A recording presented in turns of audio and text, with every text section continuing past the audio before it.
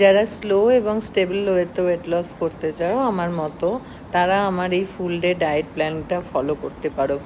আমি করছি রিসেন্ট, তো ভাবলাম যখন করছি তখন তোমাদের সাথে শেয়ার করি, মানে ভিডিওগুলো আপলোড করতে থাকি, হয়তো কারো উপকার হতেও পারে।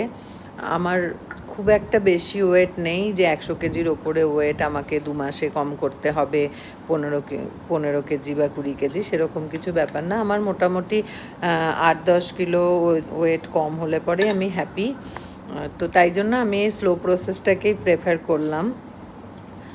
হোক টাইম, লাগুক না, তাতে কি আছে, একটু সময় যখন ওয়েটটা বেড়েছে আস্তে আস্তে, তখন আস্তে আস্তেই কমুক।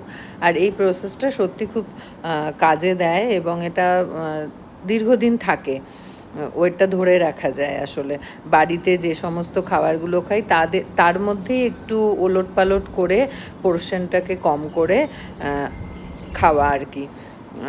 তো আমি আমার রেসিপিগুলো এবং পুরো দিনে কী খাচ্ছি না খাচ্ছি সেগুলো আপলোড করলাম। যে এগুলোই খেতে হবে তার কোনো মানে নেই, এরকম টাইপের খাবার খেয়ে ওয়েট লস করা যায়।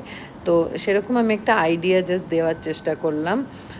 তো আশা করি উপকৃত হবে। যারা ফলো করতে চাও তারা এই ডায়েটটাকে ফলো করতে পারো, নিজেদের মতো একটুখানি ওলটপালট করে নিয়ে। যে সবজি খেতে ভালোবাসো বা যে জিনিসটা খেতে ভালোবাসো, ড্রিঙ্কস খেতে ভালোবাসো, এর মধ্যে সুগারটা না রাখাই ভালো।